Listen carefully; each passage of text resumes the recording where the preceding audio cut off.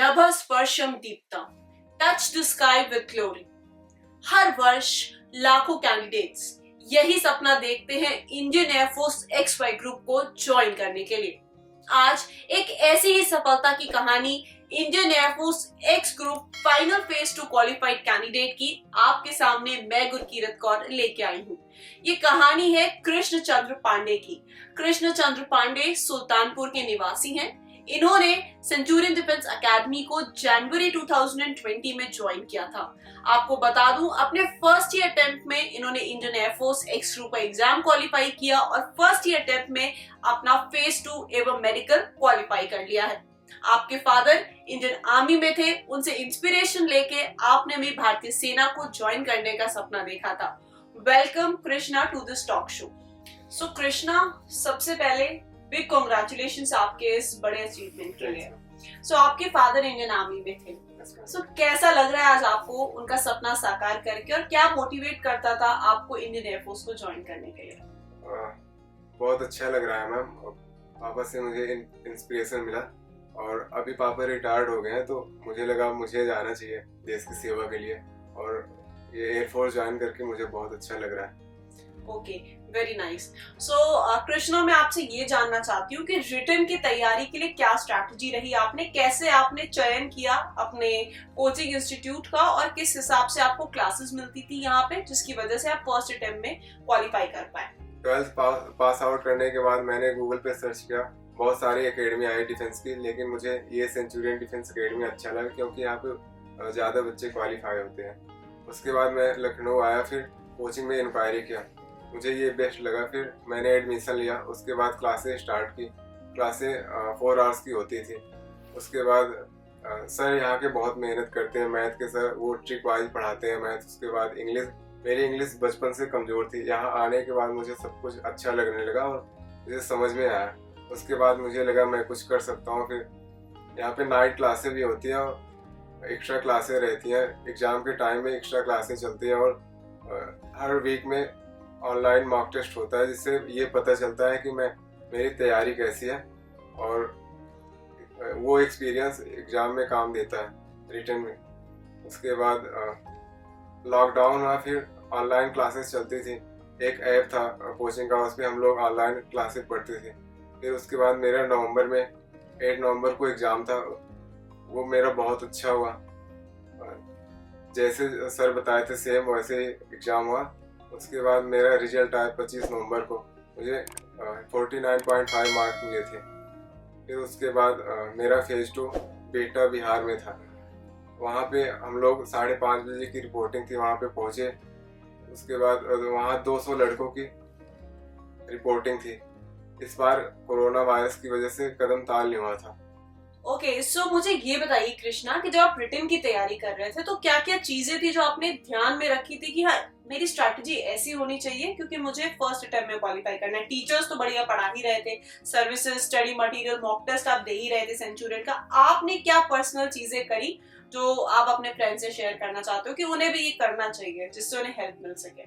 मैं रेगुलर क्लासें करता था। उसके बाद घर जाने के बाद पढ़ाई अच्छे से करता था, लगभग 5 घंटे, और डेली रनिंग, सब कुछ रनिंग फिजिकल फिटनेस के लिए करता था।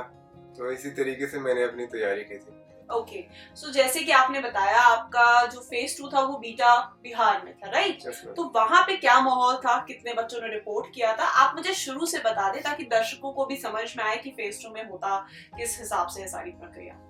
जब मैं गया बेटा बिहार में तो मुझे थोड़ा डर सा लग रहा था कि मुझसे ज़्यादा अच्छे बच्चे आएंगे, वो ज़्यादा अच्छा बोलेंगे। फिर सुबह 5:30 बजे की रिपोर्टिंग थी एयरफोर्स स्टेशन बेटा में। वहाँ पे 200 लड़के आए थे। उसके बाद हम लोग अंदर गए, वहाँ पे एडमिट कार्ड चेक हुआ। उसके बाद हम लोग अंदर गए। फिर इस बार कोरोना वायरस की वजह से रनिंग नहीं हुआ था, कदम ताल हुआ था। कदम ताल हुआ, फिर SRT टेस्ट हुआ। इस बार DFT नहीं था, डायनेमिक फैक्टर टेस्ट।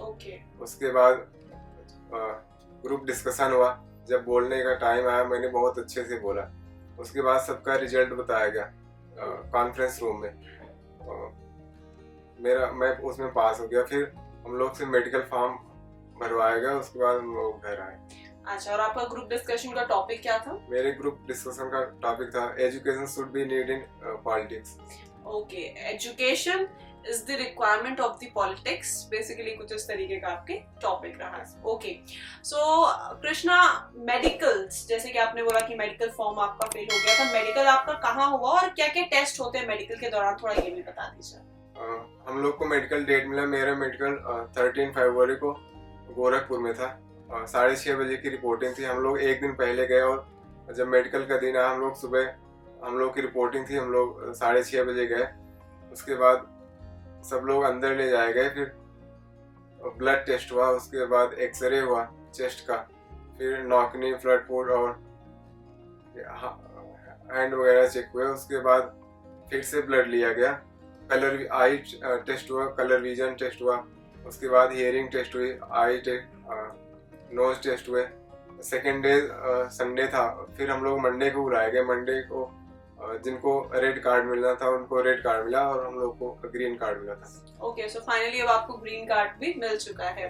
ओके, सो एक्सपेक्टेड जो ज्वाइनिंग है वो मई के माह में आपकी है। ओके, सो इसी के साथ में कृष्णा, आपके जो फ्रेंड्स देख रहे हैं जो एस्पायर करते हैं इंडियन एयरफोर्स को ज्वाइन करना, उनको क्या मैसेज देना चाहोगे कि वो किस हिसाब से अपनी तैयारी करें कि वो इस दिशा में आगे बढ़ सके? तैयारी तो सब लोग करते हैं, बस उसमें कुछ ही सिलेक्ट होते हैं क्योंकि वो बहुत अच्छे से करते हैं, उनका टाइमिंग अच्छा होता है, रेगुलर क्लासें करना और रेगुलर अपना सिलेबस पढ़ना, क्वालिफाई सब लोग कर देंगे।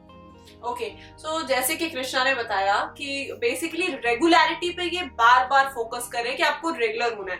भले ही आप क्लासेस कर रहे हैं आप रेगुलर रहे, रिवीजन कर रहे हैं आप रेगुलर रहे, हर चीज में अगर आप रेगुलर होगे तो आपको पॉजिटिव आउटकम्स मिलेंगे।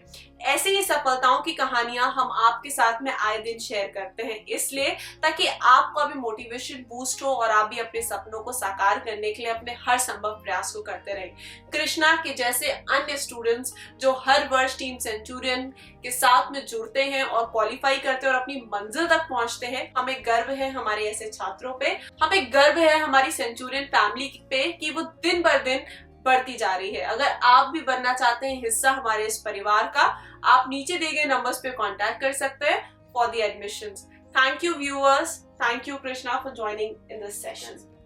जय हिंद।